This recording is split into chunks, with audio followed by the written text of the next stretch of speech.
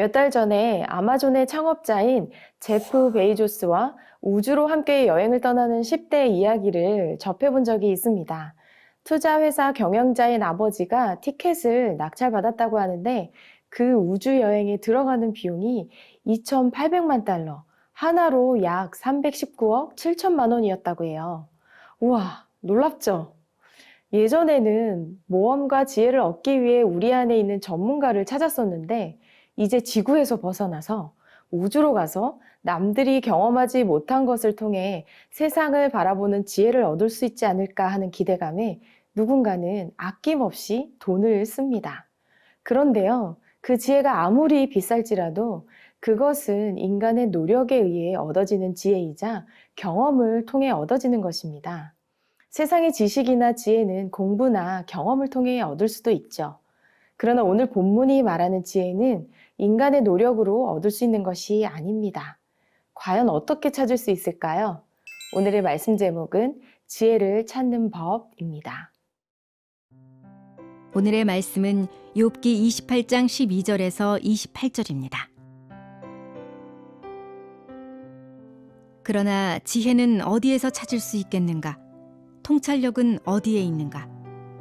사람은 그 가치를 알지 못하니 사람 사는 땅에서는 그것을 찾을 수 없다.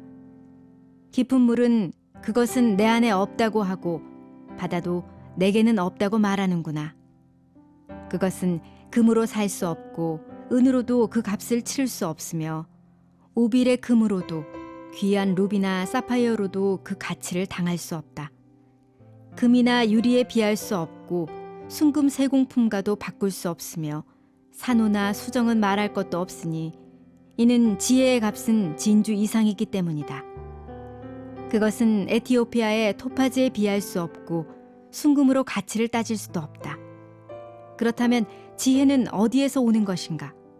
통찰력은 어디에 있는 것인가? 그것은 모든 생물의 눈에 숨겨져 있고 공중의 새에게도 감추어져 있다. 멸망과 죽음이 말하기를 우리가 그 이름만을 소문으로 들었다고 하는구나. 하나님께서 지혜의 길을 헤아리시고 그분만이 지혜가 어디 있는지 아신다. 그분은 땅끝을 보시고 하늘 아래 모든 것을 보신다. 그리하여 바람의 세기를 정하시고 물의 양을 재신다. 그분이 비에게 명령하시고 천둥의 길을 내셨을 때 그때 그분은 지혜를 보시고 그에게 말씀을 건네시며 그를 굳게 세우시고 시험해 보셨다. 그러고는 사람에게 말씀하셨다. 주를 경외하는 것이 지혜요 악에서 떠나는 것이 명철이다. 12절에서 13절의 말씀을 함께 읽겠습니다. 그러나 지혜는 어디에서 찾을 수 있겠는가? 통찰력은 어디에 있는가? 사람은 그 가치를 알지 못하니 사람 사는 땅에서는 그것을 찾을 수 없다. 아멘. 지혜는 어디에서 찾을 수 있을까요? 욥은 이 땅에서도 깊은 바다에서도 지혜를 얻지 못한다고 말하고 있습니다. 어제 말씀에는 인간의 뛰어난 능력과 지혜에 대해 말했지만 아무리 엄청난 보석을 찾아낼 수 있는 위대한 능력을 가진 인간이라도 지혜와 명철을 발견하지는 못합니다. 인간은 물질 세계에 대해서는 탐구할 수 있을지언정 그 안에서 지혜를 얻을 수는 없습니다. 말씀해 보면 지혜의 가치와 비교되는 수많은 기금속들, 금, 은, 오빌의 금, 사파이어, 루비, 산호, 수정, 진주, 토파즈 등등이 언급되고 있지만 그것들로 지혜를 살 수는 없습니다. 지혜는 인간의 능력을 초월해 있으며 인간이 얻을 수 있는 대상이 아니기 때문입니다. 우리는 욥의 세 친구들을 보면서도 알 수 있습니다. 엘리바스, 빌다, 소발. 이 세 사람은 이 땅에서 지혜자였는지는 몰라도 욥이 말하는 참된 지혜를 가지고 있지는 못했습니다. 욥이 말하는 지혜는 어디에서 옵니까? 바로 하나님께로부터 옵니다. 이 땅의 지혜로는 고난당하고 있는 욥을 위로하지도 못했고 인생의 문제에 대해서도 밝히지 못했습니다. 욥은 지혜와 명철의 근원을 밝히고자 했지만 이 세상의 모든 존재에게 찾아오는 멸망과 죽음마저 지혜가 있는 곳을 귀로 들었을 뿐 어디인지 알지 못한다고 말합니다. 지혜의 근원지는 오직 하나님께만 찾을 수 있습니다. 사랑하는 세나 친구 여러분, 세상에서 아무리 학문을 많이 쌓고 지식을 축적해도 눈부신 과학의 발전에도 불구하고 피조물인 인간이 알 수 있는 지식은 온 세상의 일부에 불과합니다. 그런데도 과학과 기술이 발전할수록 사람들은 점점 하나님과 말씀에 대해 무시합니다. 위로부터의 하나님께로부터 받는 지혜를 외면하고 하나님의 존재를 부인하는 오만한 태도를 보이기도 합니다. 욥은 누구보다 부유하고 행복하게 물질 세계를 살았지만 그 모든 것이 한순간에 무너지는 것을 보면서 세상적 가치의 허무함을 누구보다 확실하게 체험한 사람입니다. 세상의 지식과 경험과 가치는 한계가 있지만 영원한 생명과 온전함과 관용과 화평의 지혜는 하나님께로부터 옵니다. 하나님의 지혜는 우리가 가진 소유로 살 수 없기에 하나님이 거저 주실 때 받을 수 있습니다. 잃어버리고 나서, 지나치고 나서야 그때 그 말씀이 이거였구나 하지 않기를 축복합니다. 먼저 겸손히 하나님께로부터 오는 지혜를 구하는 여러분 되기를 축복합니다.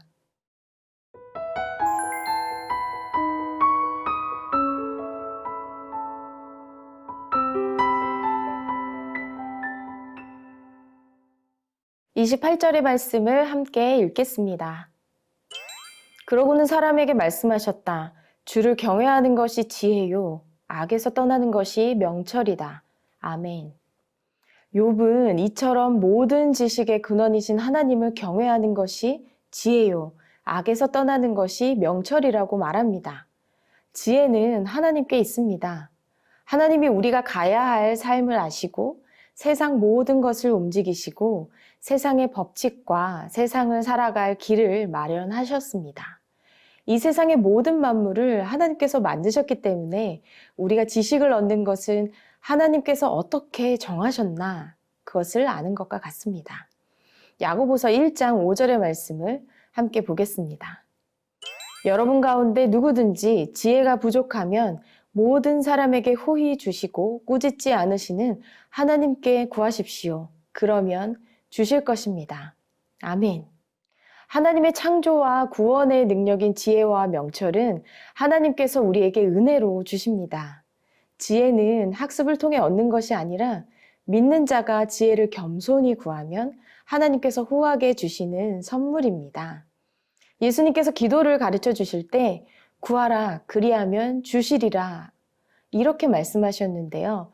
하나님은 구하는 모든 자에게 지혜를 주십니다. 차별이 없습니다. 지혜를 달라고 하는데 꾸짖지 않으십니다. 우리가 지혜를 구할 때 우리에게 어떤 주지 않을 이유가 있는지 또는 없는지를 보시는 것이 아니라 얻고자 한다면 선물로 주시겠다는 것입니다. 세상의 지혜나 지식은 돈과 노력을 통해 습득될 수 있습니다. 그래서 얻는 사람이 제한적이지만 하나님이 주시는 지혜는 차별이 없습니다. 하나님만이 지혜의 근원이시고 지혜를 세우신 분이시기 때문입니다.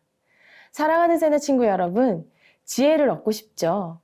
고린도전서 2장 13절 말씀을 함께 읽겠습니다.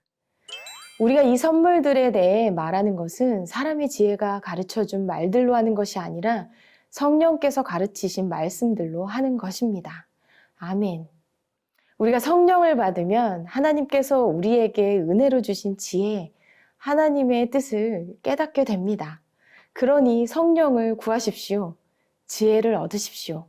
성령께 받은 영적 분별력으로 죄악을 멀리하고 지혜가 충만한 삶으로 하나님께 영광 돌리는 여러분 되길 축복합니다. 성령 하나님, 주님께 지혜를 구합니다. 이 땅에서 얻는 그 무엇보다 주님께로부터 오는 지혜로 하나님의 뜻을 따르기 원합니다. 깨닫게 하여 주시옵소서. 예수님의 이름으로 기도합니다. 아멘.